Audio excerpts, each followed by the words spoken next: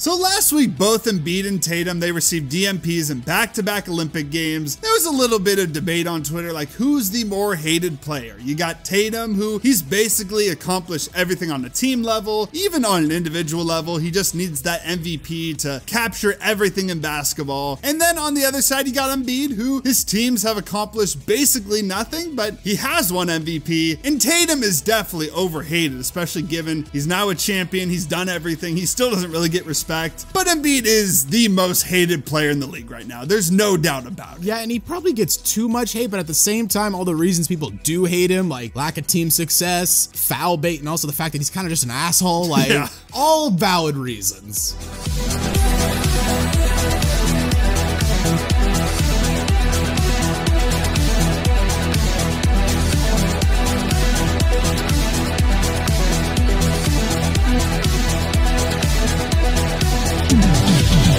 Before we start talking about why Embiid is so hated, please give the video a like, subscribe to the channel, and hit the notification bell so you never miss out on any new videos.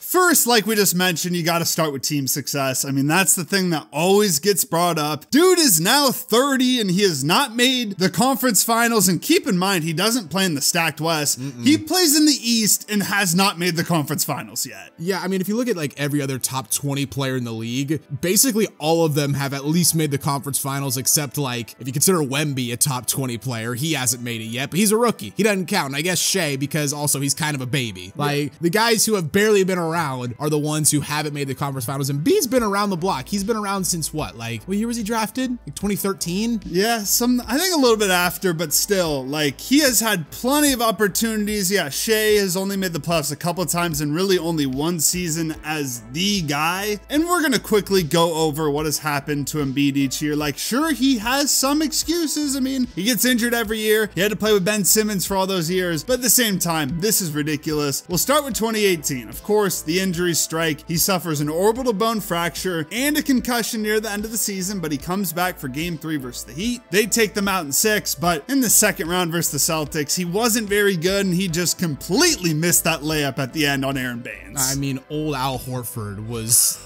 putting him in a jail. Yes. Again, like this Celtics team doesn't have Kyrie. They don't have Gordo. Like, yeah, he was hurt at the end of the season. He had to wear the mask, but you gotta beat this Celtics team. Absolutely. But in 2019, it looked like Philadelphia had a great chance to be a legit contender, traded for Jimmy Butler at midseason, took out the Nets in 5 in the first round, but we all remember what happened in the second round, game 7 against the Raptors in Toronto. Kawhi hits that crazy buzzer beater, Embiid walks off the court crying. We've all seen the meme before. He was ass in this series, 17.5 points per game, 37% shooting. Yes, that Raptors team was a phenomenal defensive team, but can't even get to 20 points per game on 40% shooting? That's crazy. I mean, if he's a little bit better, if he gets to that, they win the series. Once again, he's injured, of course, dealt with knee soreness all playoffs, missed game 3 versus the Nets, but still getting shut down that bad is not a good look. Then in 2020, the dumbass 76ers decide, you know what? We're investing long-term into Tobias Harris over Jimmy.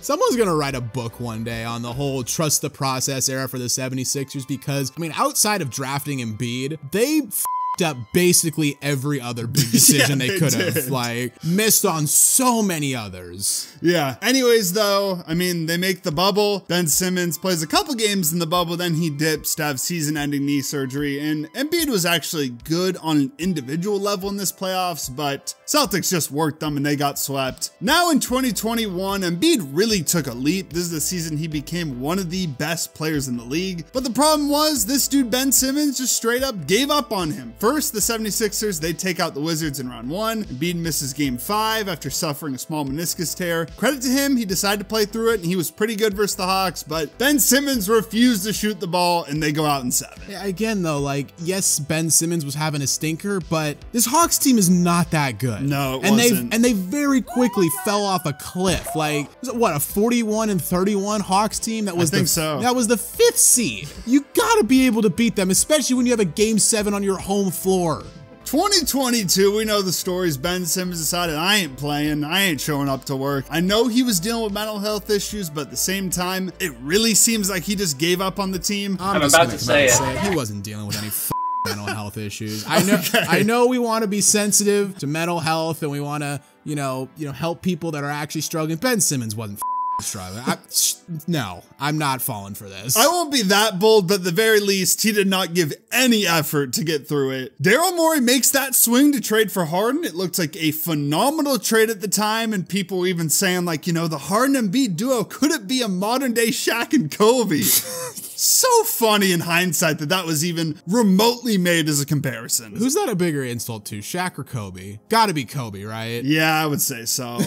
But both of them as a whole. Round 1, they beat the Raptors in 6 games, but again, Embiid gets injured, tore a ligament in his thumb in game 4. Was willing to play through it though. He postponed a potential surgery, but he also fractured his orbital bone at the end of this series. Had to miss games 1 and 2 against the Heat in the next round, and even when he came back, he wasn't 100%. Harden, of course, was stinking it up in the playoffs. It's what he does. Philly goes out in 6 to the Heat, and again, like, I know this Heat team made the conference finals. I know they'd go on to make the finals the next year, but like, on paper, they were the better team. Yeah, I mean, it's tough. Embiid was so hurt. This year, I'll at least give him a pass because Harden was stinking it up, and apparently he could barely even like see bright lights without getting a migraine. But the following year, I'm not giving him a pass for this. They ran it back with the same core. Embiid finally wins his MVP. We've said in past videos, we don't think he deserved it, but at the same time, he won it. He had a phenomenal season. They swept the Nets in round 1. Embiid sprained his knee. Again, it gets injured every year. This is one of the ones where maybe slimming down a bit would help, but who knows. Then they played the Celtics in round 2, and Embiid honestly wasn't really that good. Harden actually had some great games. They go up 3-2. You got a chance to win on your home court. You lose that with Tatum going off at the end. And then in game 7, you get blown out with, once again, Tatum going off. Embiid needed to be better. Harden was the better player for them this series. I know Embiid, once again, he's injured. I don't care. You got a game 6 on your home court. This is the game you need to take over and win, and he didn't get it done. Yeah, and even if you drop game 6 on your home court, put up a fight in game 7. That game wasn't remotely close. They got smashed, and I know Tatum went off for like 50, but it wasn't close. No.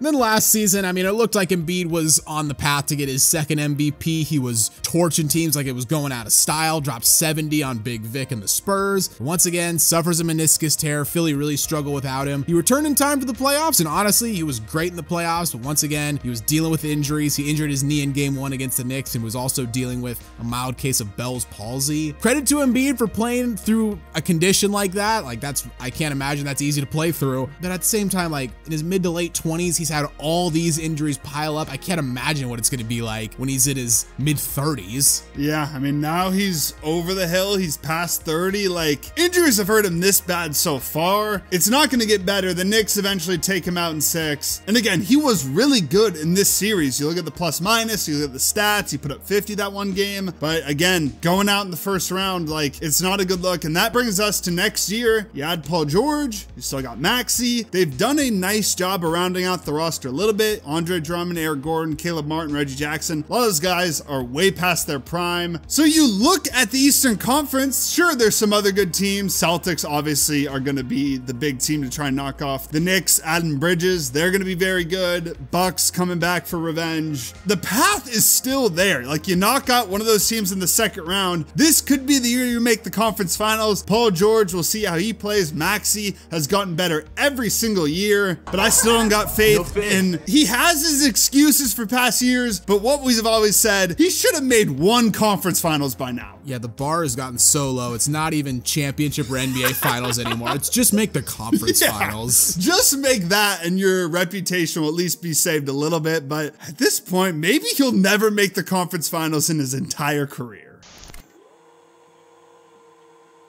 So on to the reasons people don't like this guy. The first and most obvious is he's maybe the biggest foul baiter in the entire NBA. And it's so frustrating to watch him do it specifically because with a guy like, you know, Shea or Dame or Brunson or even like Luka, when they foul bait and flop to the ground, like it kind of makes sense because they're small guys. In the case of Luka, he's a little bit bigger, but he's still, you know, not the biggest guy in the world. Embiid is bigger than like, what, 95% of the league? I mean, he's 7'1", like 300 pounds. Like he's a massive massive human being, and to see him take the slightest bit of contact and just go to the ground, it's so frustrating. And it was so satisfying to watch in the game against Serbia, him try to flop to the ground and the refs just not even call it. Yeah, I mean, the NBA needs to adopt some of these rules because nobody wants to see that stuff. Like, watching free throws is not entertaining. Watching flopping is even less entertaining. It's frustrating. In the NBA, they did tighten up their whistle near the end of last season, going to the playoffs, and I desperately hope they keep that. But also, we were talking about before the recording, they need to bring back giving technicals for flopping. Like, they always say they're gonna do it, and then they do it for a week and just completely abandon it. Start giving these out. Like, you rack up technicals, you might get suspended. Maybe you end up getting ejected from a game for flopping or something. Like, we need to do something to stop this because it is completely out of hand. Yeah, hand technicals out like candy. And this isn't even like Embiid's fault. He's a competitor. He's gonna use the strategy that he feels is the most optimal. Like,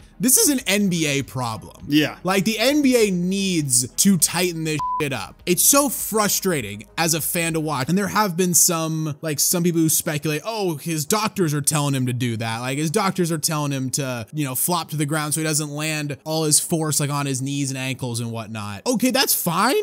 Don't call a foul though. Yeah, exactly. When he goes down to the ground with no contact whatsoever, if he's doing that to protect himself, that's fine. Doesn't mean you have to call a foul. And the last point we want to make on Embiid that people don't like, dude's an asshole on the court. He's a complete asshole on the court. Like, I don't know off the court if he is, and it's kind of his brand at this point, and the NBA does need some villains, but some of these plays could result in legit injuries. Like, there was the play when he was driving in on Nurkic this year, just completely elbowed him. That had to hurt. He pulled Mitchell Robinson's legs down when he was going for a layup. How this wasn't an ejection, I don't know. I got no idea. Should have been an ejection and maybe even a suspension. Shoulder checked Jalen Brunson in the playoffs. Last year when Nick Claxton walked over him, he kicked him. Then there's been a couple times when him and Marcus Smart have gone at it, which is just so funny because both of them just end up flopping like crazy. He dove at John Collins in the 2021 playoffs. 2019, he had a vicious elbow on Jared Allen. There's plenty of other cases if you look up the YouTube compilations. I mean, I know the NBA's been criticized for being soft by the old heads, but like I said, like, some of these plays could legit get dudes injured. Yeah, there's a difference between physical play and like dirty, reckless play that can injure your opponents. And one last thing I gotta bring up, it's unrelated to the whole dirty play thing, but this whole process nickname, it's time to retire that. Yeah. Like, I get for the first 5 or 6 years, trust the process, like, give it time. Is this dude gonna be 33 without making the conference finals, still called the process? He's gonna be retired and still called the process. It's not time to retire that nickname. It's time to bury it in a shallow grave. Yeah. And with all that being said, even though we just tore into this dude for the past 15 minutes or so, I honestly don't really hate Embiid. Kind of crazy to say, but there is very valid reasons that he is hated. And also, I'm a fan of a team on the Western Conference. Like, if I was a fan on the team in the East, if I'm a Celtics fan, I would hate this dude's guts. Oh yeah. But I mean, he does kind of play that villain role. The NBA does generally need that guy, but it's definitely valid that he's hated given the reasons we just gave out. Yeah, I mean, I think the biggest criticism I can give for Embiid is I just don't like watching him play. Yeah. I mean, for one of the best players in the world, I mean, I can't think of another top 10 player in the league that I don't like watching play as much as Joel Embiid. Like, I love watching Jokic play, or Wemby play, or LeBron, Giannis, you know, all these guys. Luka, Tatum, Shea. I love watching him play. Embiid, watching him play is just so frustrating. That's the biggest insult I could say, is that it's frustrating as a neutral to watch him play.